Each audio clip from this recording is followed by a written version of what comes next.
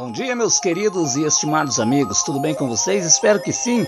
Hoje, 15 de julho de 2019, começo de semana. Você que ainda não se inscreveu no canal, inscreva-se e vá ativando o sininho das notificações. Pois é, meus caríssimos e digníssimos amigos, olha, segundo o jornal Estadão, já 42 senadores dos 49 são favoráveis à reforma da Previdência, ou seja, já são favas contadas, né, até mesmo no Senado. E há, como já contei em um vídeo anterior, um movimento dentro do próprio Senado Federal para tentar, digamos assim, apenas carimbar o texto oriundo da Câmara dos Deputados, né, que precisa ser aprovado mais uma vez em segundo turno após o recesso parlamentar. Só que o Senado não está contente com essa história de não ter colocado no texto estados e municípios, porque segundo alguns parlamentares a torneira vai continuar aberta, né, porque os estados e municípios estão quebrados, principalmente o regime próprio de previdência desses entes da federação, né? Olha, a reforma da Previdência ainda precisa passar pelo segundo turno na Câmara dos Deputados, mas a maioria dos senadores já se posicionaram favorável a ela. O placar, né, da Previdência elaborado pelo jornal Estado, que é um jornal de São Paulo, né, aponta 42 votos sim ao texto, ao menos antes dele chegar ao Senado, né? Ou seja, já se chegasse o texto oriundo pronto lá da Câmara dos Deputados e fosse para votar rapidamente, 42 da casa votariam sim. É mais uma vez os nossos queridos e estimados representantes dando um tapa na cara do povo. Sabe muito bem eles que 30% da população brasileira não vai conseguir se aposentar. Por quê? Sabemos muito bem que alguns estados da Federação Brasileira, digamos, a vida de um homem, de uma mulher, é ali em torno de 60, 65 anos de idade. Aí vai se aposentar, vai receber um ano de benefício e vai acabar falecendo. Mas dá a impressão que é isso mesmo que os nossos governantes querem, né?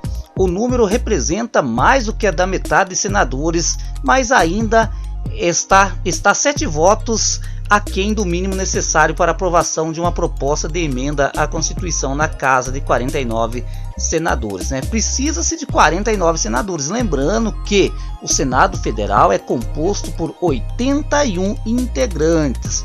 Olha, o jornal Estado de São Paulo, né, ouviu os senadores na última semana, quando os deputados ainda analisavam os chamados destaques, ou seja, sugestões e mudanças no texto base. Do total, 15 senadores pediram para se manifestar apenas quando o texto chegar ao Senado, e 11 se disseram contrário à reforma da Previdência da forma como foi aprovada na Câmara. 7 não foram encontrados, 1 se declarou indeciso e 4 não quiseram responder, mas mesmo assim a grande maioria é favorável sim ao texto da reforma da Previdência aprovado na Câmara dos Deputados. Entre os 42 senadores que se manifestaram favorável ao texto, é comum a defesa da inclusão dos estados e municípios nas novas regras, né? De forma como está o texto, a reforma fixa uma idade mínima para se aposentar, 65 anos para homens e 62 anos para mulheres, que vai valer para quem entrar no mercado de trabalho. A nova idade valerá tanto para trabalhadores da iniciativa privada como para servidores públicos da União. No entanto, depois das modificações na Câmara, o funcionalismo público estadual e municipal ficou de fora. Olha, gente, essa idade mínima que eu não concordo. E infelizmente eu não tenho como concordar com essa tal idade mínima. Se fosse eu um parlamentar, eu ia sugerir idade mínima para homem 60 anos, idade mínima para mulher 55, 57 anos no máximo, para deficiente físico que trabalhe, né? 55 anos para mim estaria de bom tamanho, mas infelizmente eu não sou nada, não sou criador de lei, né? Olha, se os senadores alterarem o texto, a proposta precisa voltar para a Câmara. É aí que está o grande problema para você que está no outro lado acompanhando. O governo federal tem pressa, os deputados têm pressa, ou seja, o primeiro-ministro, né, que é o Rodrigo Maia, tem pressa. O Davi Alcolumbre tem pressa. né? O mercado financeiro tem pressa, aí é meu medo. O jeito que o texto chegar lá no Senado acabar sendo aprovado e já sendo enviado ao presidente da República, né? Olha, mas voltando ao texto, o que atrapalharia o desejo do governo de promulgá-la na Semana da Pátria, em setembro? Para evitar o atraso, está sendo gestado um acordo para que a inclusão do Estado e municípios e eventuais mudanças sejam feitas em proposta paralela, que depois de votada pelos senadores, voltaria para análise dos deputados. O senador Tasso Gereissati, do PSDB, né, que é cotado para ser o relator da reforma na Comissão de Constituição e Justiça, a CCJ do Senado, diz que o projeto de emenda à Constituição de número 6, paralela, seria uma saída para atender ao desejo da maioria dos senadores pela reinclusão de estados e municípios na reforma. Segundo ele, o presidente do Senado, Davi Alcolumbre, do DEM do Amapá, está de acordo com a ideia. Volto mais uma vez frisar e pergunto para você que está do outro lado, espero, não sei, né, se você compartilha da mesma ideia minha, mas deixar de fora estados e municípios e a aposentadoria do alto setor público, né? Quando eu digo isso, eu estou me referindo àqueles presidentes de estatais, aqueles altos servidores de autarquia brasileira, né, que se aposentam com 15, 20 mil, né, que venham também para dentro da reforma, né, os políticos também, né, deputados, senadores e por aí vai, que pelo que estamos vendo,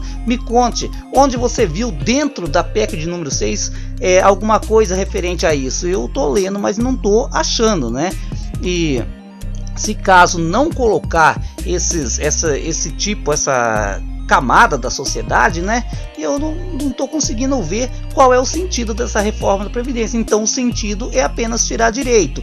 Olha, Gereissati é relator de uma comissão montada no Senado para acompanhar o trâmite da reforma da Previdência. Na última semana, enquanto os deputados discutiam a proposta, o grupo recebeu governadores para debater as mudanças nas regras de aposentadoria. Lembrando que o governador aqui do estado do Paraná, o senhor Ratinho Júnior, é favorável à inclusão de estados e municípios na reforma da Previdência, né? Olha, mas para o líder do PSL no Senado, o Major Olímpio, o Gritaria, né?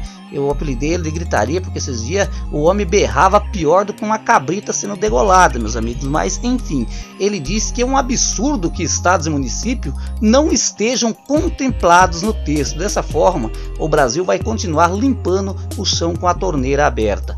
Para o líder do PP do Senado, o Espiridião Abin, aquele carequinho, não sei se vocês já viram ele na tribuna do Senado, as duas opções, incluir estados e municípios de forma impositiva ou permitir a adesão por um projeto de lei no qual governadores e prefeitos enviem projeto à Assembleia e Câmara. A segunda opção poderia ter mais receptividade, diz a presidente da CCJ, no Senado, né, a Simone Tebet, do MDB.